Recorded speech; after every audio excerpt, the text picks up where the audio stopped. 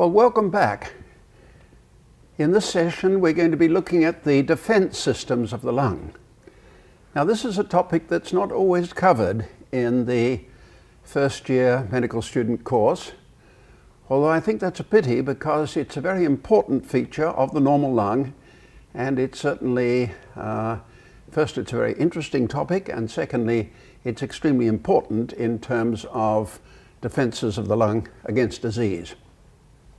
And so we're going to start by looking at the pollutants in the atmosphere that we all have to deal with. And here's a list of the pollutants. At the top we've got carbon monoxide, and of course we're familiar with the physiology of that now. The danger of carbon monoxide is that it combines with hemoglobin. It ties up a lot of the hemoglobin that otherwise should be available for oxygen transport. And another feature is that it increases the oxygen affinity of hemoglobin, so it makes it more difficult for the hemoglobin to unload the oxygen in the periphery of the body. Most of the carbon monoxide comes from automobiles. It is carbon that is not completely oxidized. Instead of carbon dioxide, it becomes carbon monoxide. And the emissions can be reduced using a catalytic converter. The next group are the oxides of sulfur and nitrogen.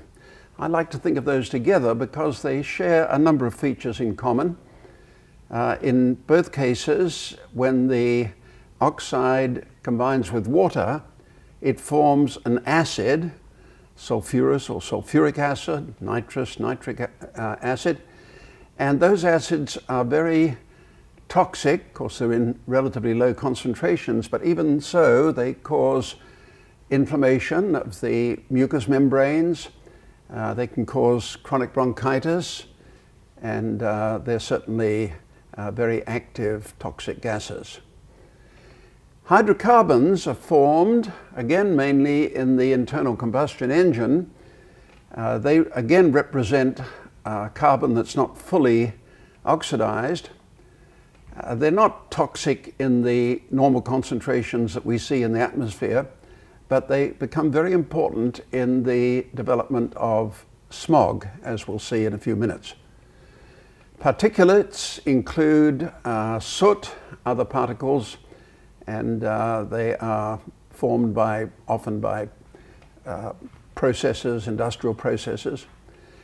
And finally, we have photochemical oxidants that we'll be going to talk about in a few minutes. They're extremely important because they are the components of smog, which is a serious problem in many environments.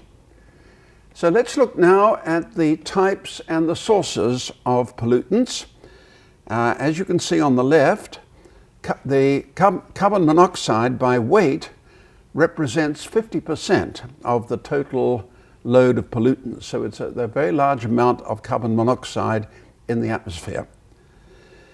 Then, interestingly, you'll see that sulfur oxides, hydrocarbons, and nitrogen oxides have about the same abundance by weight. So that each of them is around about 15%. And then we've got a small amount of suspended particulate matter, only about 5%. Now, what about the sources of these? Well, as I mentioned, most of the carbon monoxide, or most of the pollutants, come from transportation, particularly automobiles. And you know, we often point our finger at an industrial process. We see a photograph in the paper of a smokestack with stuff coming out of the top of it, and we like to point our finger at industry, but in fact, we are responsible for a large amount of the pollutants because of our cars, although the catalytic converters are reducing the emissions to a large extent, and certainly in California, the air is getting cleaner. But you can see that stationary sources, they would be power plants, for example, are responsible for quite a substantial amount of pollutants. These are also oil burning or coal burning or natural gas burning plants. And we have industrial processes, things like manufacturing paint, puts quite a lot of pollutants into the atmosphere if we're not careful, and solid waste disposal and miscellaneous causes, including forest fires. Forest fires put a lot of particulates into the atmosphere. Now, let's turn to photochemical oxidants, which are the components of smog. And this is atmospheric chemistry, which is complicated, and I don't pretend to understand it well.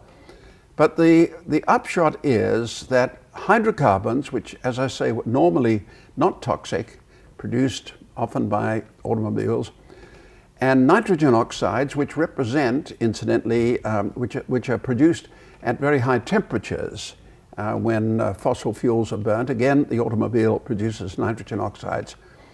When those two come together under the influence of sunlight, and this is high actinic light, this is a short wavelength light, which in California we have a great deal of, that produces, through a complex set of reactions, a series of very unpleasant things, including ozone, peroxyacyl nitrate, aldehydes, acrolein, and other components of smog. And there are interesting features about this chemical reaction. One is that it is rather slow. And so what you find is that the effects of smog are often some distance away from where the hydrocarbons are liberated. Let me give you an example. Suppose an oil tanker is unloading fuel in Southern California on the coast. Some of the hydrocarbons are released. Of course, they try not to, but inevitably some of the hydrocarbons are released from the oil. And then they are moved across to the east by the prevailing westerly wind. And by the time, and it maybe a couple of hours elapses, and by the time they get to Riverside County or somewhere like that, you've got a high concentration of smog. So it's rather unfair. The people downstream of the unloading point get most of the smog because it takes some time for the smog to develop. Now, an important feature of pollutants is that there may be, and here's an example of smog, we are all familiar with this kind of picture, is that there may be a temperature inversion. And this often occurs when you've got a low-lying valley, as shown here. Not sure where this is, this may be Los Angeles. A low-lying valley surrounded by mountains. Now, normally the air at the surface of the Earth is warmed, and because it's warmed, it becomes the density is decreased and it rises. So warm air rises normally. But occasionally you get a temperature inversion where cold air sits near the surface, and it's not possible for it to be dispersed upwards by the normal thermal effects. And a temperature inversion like that, which particularly likely to occur in a low-lying area, as shown here, that can greatly increase the concentration of smog. Okay, let's move on now to look at the most important type of pollution, and that of course is cigarette smoking. You know, it's funny sometimes to hear people who are complaining about the effects of atmospheric pollution, smog, whatever, and they're puffing away on a cigarette. The concentration of pollutants from cigarette smoking is far greater than you would ever get in a polluted atmosphere. So cigarette smoking is insidious, and I just point out here that cigarette smoke contains a substantial amount of carbon monoxide. A heavy smoker may certainly have 10% of his hemoglobin tied up with carbon monoxide. Cigarette smoke includes things that are loosely called tars. They're cyclic hydrocarbons, and they cause carcinoma of the lung. And it's well established that smoking is the most important cause of chronic bronchitis, emphysema, bronchial carcinoma, and it's very important in coronary heart disease. So I think all of us have a responsibility. Medical students, doctors, paramedical people have a responsibility to get the message out and try to stop our friends from smoking. Here's a graphic example of the cancer death rates from 1930 to 2004, and you can see that most of the cancers haven't changed all that much. Actually, stomach cancer has come down for some reason. The other ones haven't changed all that much, except for lung and bronchus. Look at this increase in the incidence of lung cancer. The good news is that recently there appears to be a falling off of the rate, and that's very good news. I think that must be in part because of the heavy publicity now about the dangers of smoking. And as I say, I think we all have a responsibility to tell people, friends perhaps, or people that we meet, that smoking is highly dangerous. Now let's, well, this is just to show you the effect of a single cigarette on airway function. Actually, this is airway conductance, which is the reciprocal of resistance. So conductance means that there is airway constriction. Look at the effect of smoking a single cigarette on airway conductance. A dramatic effect. Doesn't last all that long, a little over an hour or so, but inhaling cigarette smoke causes inflammation of the airways, and it's a very toxic gas to inhale. Now let's move to the topic of aerosols, because most of the pollutants are in the form of aerosols. What is an aerosol? An aerosol is a cloud of particles which are so small that they remain suspended for a very long time. They are slowly sedimenting, falling, but the weight of individual particles is so little, and the viscous forces that they encounter as they fall are so great that they fall very, very slowly. And in practice, because of convecting phenomena in the atmosphere and so on, they tend to remain in the air for an indefinite period of time. And most of the pollutants are in the form of aerosols. So I'm going to look now at two topics. One is deposition of aerosols in the lung, and after that we'll look at the clearance, the way these aerosols are pulled out of the lung. Now there are three mechanisms of deposition of aerosol in the lung, and these are shown clearly here. The first one is called impaction. Now impaction refers to the behavior of the relatively large particles, over 5 microns in diameter. They can go up to 10, 20 microns or so in diameter. And these deposit because as they move into the upper respiratory tract, they have to turn corners. For example, if you're breathing with your nose, the turbinates in the nose cause the particle to change, cause the air to change its direction quite rapidly. And they spin out of the airstream just like somebody driving a sports car will spin off the road if he goes around a corner too fast. So the centrifugal force of having these relatively large particles turning the corners makes them impact on the surface of the airway. Once they impact, they're trapped. The surface is damp and the particles are trapped on the surface, so they're not released again. And impaction is particularly important in the nasopharynx, as shown here. Even if you're not nose breathing, if you're air breathing, the inspired gas has to turn the corner very rapidly and impaction can occur. And that's an extremely effective way of removing the larger particles, particles over about 5 microns or so. And this slide shows the sites of aerosol deposition, deposition on the vertical axis here, particle diameter here on a log scale, as you can see. And notice that all the particles over about, 3 microns or so, essentially all of them, the vast majority of them are deposited in the nasopharynx. So the nasopharynx is a very effective way of removing these larger particles by the process of impaction. Now, the next mechanism of deposition is sedimentation. Sedimentation simply means settling out. It's a gravitationally determined process. And sedimentation tends to affect the medium-sized airways most. This is because the larger particles are no longer there. They've been removed by impaction, and the very small particles their sedimentation rate is extremely low, and so they don't sediment so much. And sedimentation particularly tends to occur in the small airways. Why the small airways? Well, probably simply because the distance that they have to go to settle, to fall onto the airway wall, is relatively short. And as I say, this affects the medium-sized particles particularly.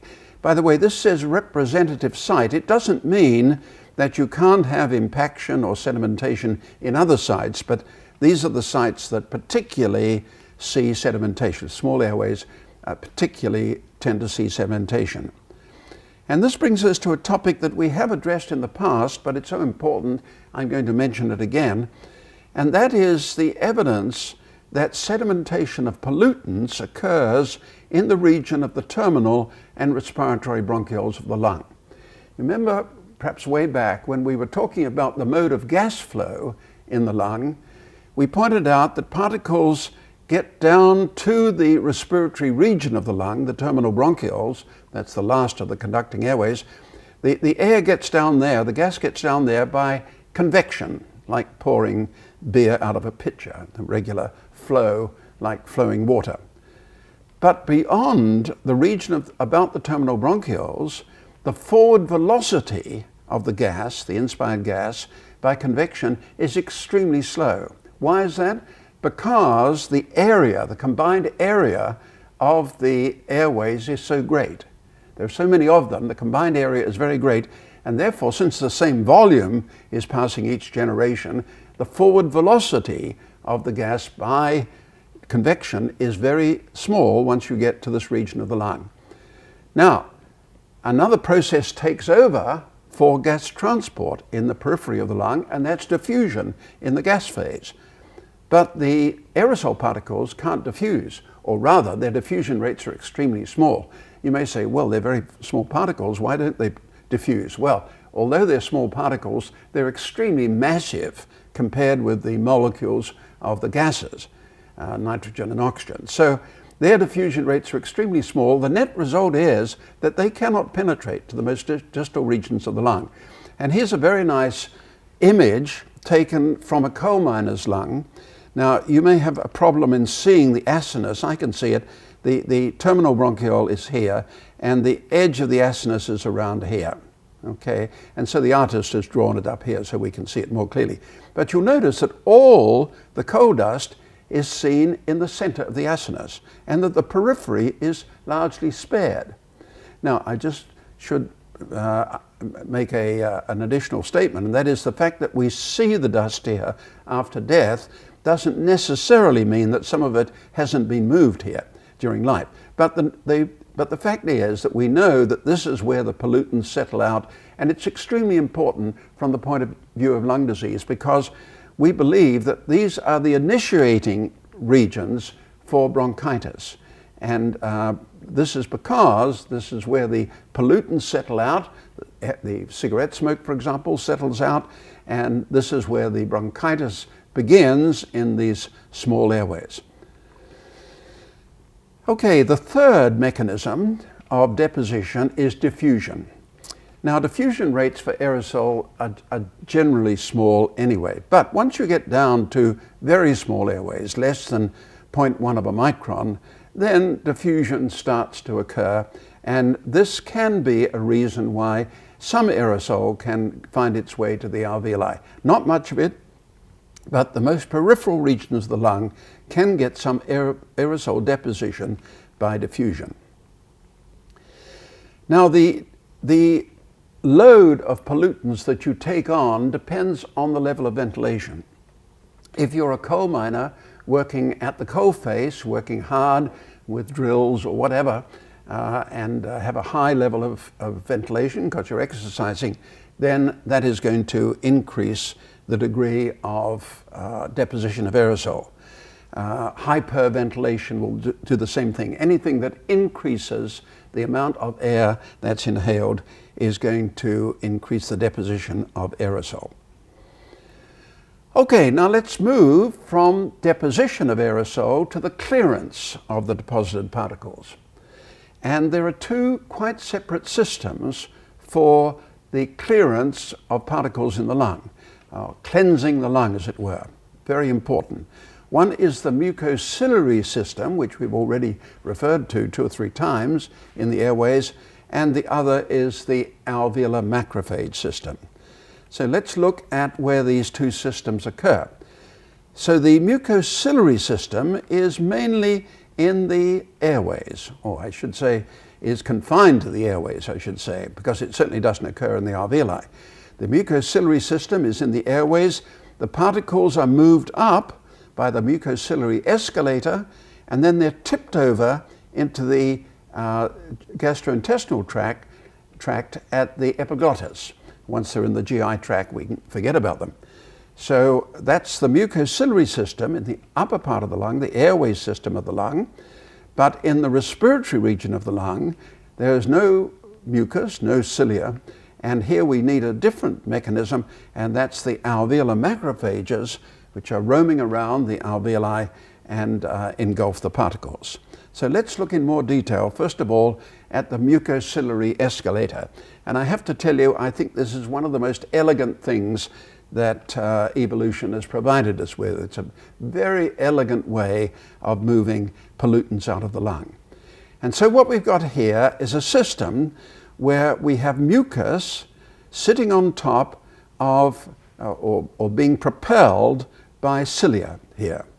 And the dust particles fall onto the mucus layer, they're trapped there, they can't get off, and they're moved up to the, in this case moving from left to right, moving up from the lower parts of the lung up to the epiglottis.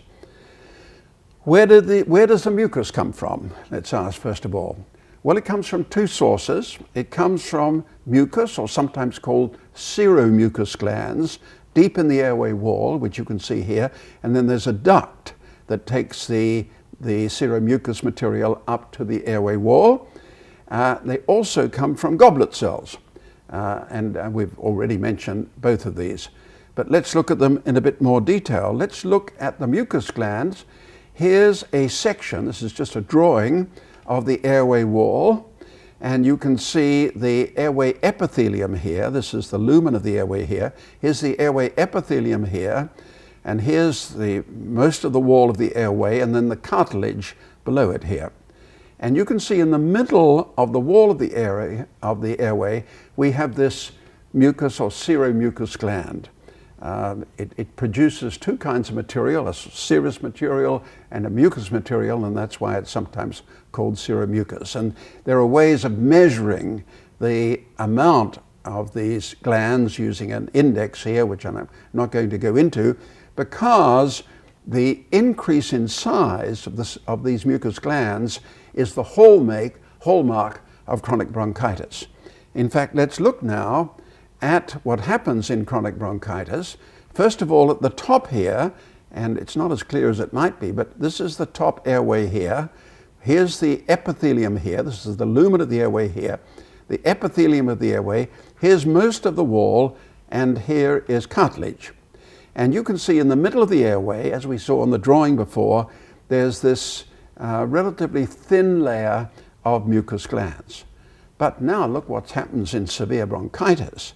Here's an airway from a patient with severe bronchitis. The lumen of the airway is here, and you can see that most of the airway wall is made up of these greatly hypertrophied mucus glands.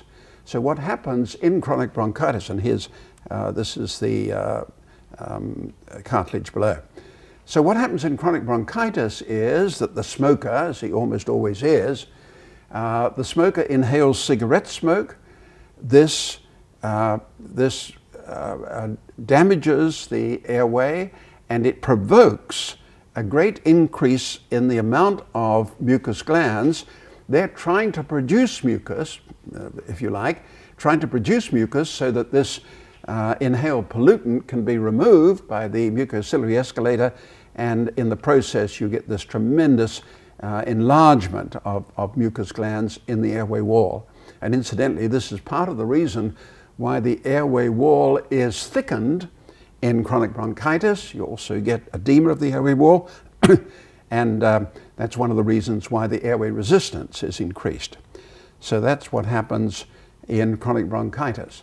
The other source of mucus, and we've mentioned this before, is the goblet cell. In fact, actually in the first session, I showed this particular image. It's a very lovely image. It's done by scanning electron microscopy, and you can see the goblet cell here. You can see the hole through which the mucus is being extruded onto the airway wall, and around here you can see the cilia. So very, very pretty picture indeed. So let's look in more detail then at the mucociliary escalator. The first point to make is that the mucus actually has two layers. It has a superficial layer called the gel layer, which is jelly-like, if you like. It's rather viscous and thick, and when particles fall on it, they're completely trapped. There's no way they're going to get away from the gel layer here. But this gel layer probably would not work for the whole of the escalator because you couldn't get the cilia to work in it. It's too thick. And so below the gel layer is what's called a sol layer, which is much less viscous, and it's within this layer that the cilia work. And you see they're pushing in this direction, and what happens is that the tips of the cilia touch the bottom of the gel layer and move it along. It's a bit like somebody in a river with a raft above on the surface of the water, and he's in the river and he's pushing the raft by touching it with his hand under the water. That's the general idea. So this is the way the mucociliary escalator works, and it's a very effective way of doing this. The cilia are about 5 to 10 microns long. They beat about 20 times per second, 20 hertz if you like, and they're very effective in moving this layer here. One thing that may occur to you if you think about it is, now what's going to happen as all this mucus comes in from the periphery of the lung? You've got a vast area of the airways in the periphery, and it's all converging on the large airways in the trachea. Well, what happens is that the rate at which the mucus is moved has to increase a lot. And it goes at about 1 millimeter a second in the very, very low airways, and goes up to, one millimeter per minute, I meant to say, in the smaller airways, and then goes up to something like 2 centimeters per minute in the larger airways. And to me, it's very remarkable that this system works so well. You may think that all the mucus would pile up in the larger airways because it's converging from so many regions, but obviously the thickness of the sol layer has to be controlled very accurately because you must have the tips of the cilia just touching the sol layer and moving it, and so it's really a very good, elegant way of doing this, and we don't fully understand the complete regulation of the mucociliary escalator. I don't think anybody knows precisely how the body manages to maintain the thickness of the sol layer at just the right level so that the cilia can move it along.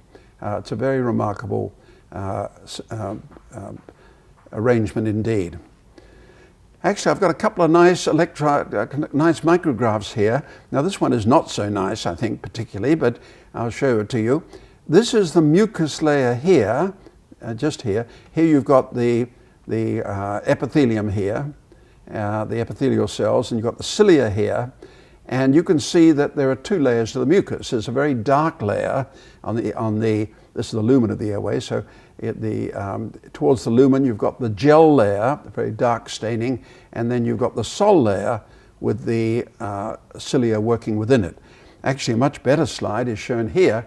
Here's an electron micrograph, very pretty electron micrograph, and now you can see the airway epithelium here, and you can see the cilia here, because usually you don't cut a cilium all the way along its length. It would be very remarkable to do that. So you're cutting across them to some extent, but you can see the cilia here, and notice how they're just touching this upper layer, the gel layer here. And incidentally, you can see that the gel layer is more electron dense than the sol layer, which I think would fit with the fact that it is stickier, more viscous, got more stuff in it. So that's the gel layer, and this is the sol layer. This is the airway epithelium here, and I suppose this may be a goblet cell. It certainly looks as though it might be that. The ciliary action is shown here. Now here we're going from right to left, and what happens is that on the forward stroke, the cilium moves like that, like an extended arm, but then on the backward stroke, the arm is flexed at the elbow, if you like, and comes back and then goes forward again. So the ciliary action itself is pretty complicated, and hats off to evolution who managed to work that out.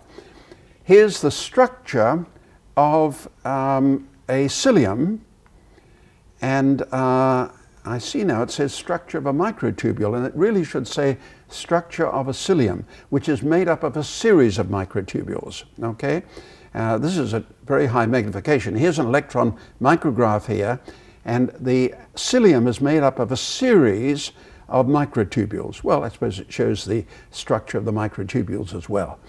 There are a series of microtubules. There is a doublet in the center, and there are a series of doublets around here. And the way that the cilium bends is that you have contractile proteins in the microtubules. You have two of them, and they contract more on one side than the other, and that bends them over. That's the way it works. And I show this partly because there are things called dynein arms that I'm certainly not going to go into, and I certainly don't understand, but there are dynein arms attached to the, or integral with the microtubules. And you can see that if you look closely here, the dynein arm here, another one here, and so on. These are dynein arms, and I point that out because there is a congenital abnormality, congenital disease, where there's an absence of dynein arms, and the cilia then don't work properly. That's called ciliary dyskinesia. Not working properly is what that means, ciliary dyskinesia. And that's a cause, as you might expect, of chronic lung disease. If the cilia aren't working properly, then the mucociliary escalator is not able to work properly, and so this is part of the reason why this is a reason, one reason why the mucociliary escalator can go wrong. Very nice picture, difficult to see on the electron micrograph, although it's a very good one, because these are terribly small things, but beautifully shown on the diagram to the left there. Now the normal mucociliary escalator can become abnormal under various conditions. And one condition I've already referred to briefly is that it can be too much mucus. And that's what happens in chronic bronchitis. In chronic bronchitis, the load of pollutants from smoking cigarettes or whatever is such that the mucus glands produce so much mucus that the escalator just cannot deal with it. I mentioned, how important apparently it is that the thickness of the sol layer be just right. Well, if you produce enormous amounts of mucus, you completely overcome the ability of the mucociliary escalator to move the stuff, and that's why patients with chronic bronchitis will cough up secretions. And you get a lot of what are called retained secretions in the lung. That's one of the important features of chronic bronchitis. In fact, we define chronic bronchitis based on the fact that people are coughing up secretions, coughing up large amounts of mucus. So this occurs in chronic bronchitis. There's too much mucus. Cystic fibrosis is another disease, congenital disease, and in that case the mucus is abnormal. The composition of the mucus is abnormal, and the patients have a hard time getting rid of it. The same is true in asthma. In asthma, we don't normally think of asthma as being associated with a lot of mucus, but it turns out that the mucus in asthma is very difficult to move. For some reason it's very viscid, and patients with asthma will sometimes cough up plugs of this material called Kirschmann spirals. They cough these things up. You can see them in the sputum. And so one of the problems with asthma is the change in the characteristics of the mucus. The cilia can become, their function can be abnormal. They can be paralyzed by toxic gases. You know, there are many gases that people are exposed to inadvertently. Cigarette smoking, of course, is one, but quite apart from that, for example, there are a number of accidents caused by by chlorine. Every now and again you can read about a tank. Chlorine's used a lot in industry for various reasons, and the chlorine is transported by big tanks, and occasionally one of these will fall over, eliminate chlorine, and cars will go through the chlorine cloud, and people will become will be affected by the chlorine. In fact, chlorine was used during World War I as a war gas, you may recall. So, and these gases tend to paralyze the cilia. Also, you can have a situation where the bronchial epithelium is destroyed. Actually, that happens with the common cold sometimes. You know, when people have a serious cold, they say, "Oh, it's gone to my lung." And sometimes when that happens, they have some acute bronchitis, and the bronchial epithelium may be destroyed for a period. It will always come back, but it's destroyed for a period, and then the patient has a hard time getting rid of the secretions. And I've already mentioned the congenital defect of ciliary motion, ciliary dyskinesia, which is it's not a common condition, but it's a condition where the cilia just don't work because the structure of the cilia is abnormal. Okay, so that's the mucociliary escalator. Now let's talk about the cleaning of the alveoli, because as I said before, there are no cilia in the alveoli, and there's no mucus in the alveoli. There's surfactant in the alveolar lining layer, but don't get confused. Surfactant and mucus are entirely different. They're not related at all. And so the alveolus has to find another way of keeping itself clean. And it does that using the alveolar macrophage. Now, the alveolar macrophage is an amoeboid kind of cell. It roams around the surface of the alveoli, puts out pseudopodia, roams around, and it engulfs, it phagocytoses anything it comes across that shouldn't be there. And so it's a very effective way of keeping the alveoli clean. Actually, this is a beautiful scanning electron micrograph. It shows the macrophage very beautifully here. And what do you think this is over here? Well, I think that's a type 2 alveolar epithelial cell. It's certainly got a row of microvilli around it, and that's almost certainly what it is. And then over here, you've got the regular type 1 cells, type 1 alveolar epithelial cell. And here's another picture of an alveolar macrophage. Actually, we've seen this before, but it's very pretty, and we'll have another look at it. Initially, you may have a hard time working out what indeed you are looking at. But here is the macrophage here. This cell is the macrophage. Here is its nucleus. Here's the cytoplasm. And in the cytoplasm, you can see that it's engulfed various bits and pieces. Here's the wall of the alveolus here, running along here, and then running along here. And another wall is going here, downwards. And so what you've got is a macrophage lurking in the corner of the alveolus. And it has engulfed various particles, including these very electron-dense particles, which are remnants of surfactant. Because, and you can always recognize surfactant, it has this onion skin kind of appearance, a series of whorls, and this is remnants of surfactant. Surfactant turns over rapidly. In a day or two, you lose your surfactant unless you keep replenishing it. For example, in a disease like pulmonary embolism, if part of the lung loses its pulmonary blood flow, then you're likely to have the surface tension of that region increase, and the lung may become atelectatic, may become collapsed. So surfactant turns over rapidly, and you can see here that the macrophage has picked up some of the remnants left over. it's important to keep the alveolus clean. Okay, so that's the macrophage system. Again, a very effective way of keeping the alveoli clean, and as I say, quite different from the mucociliary escalator. Impairment of normal macrophage function. I should definitely talk about that. The macrophages can be affected. For example, they can be affected by cigarette smoke.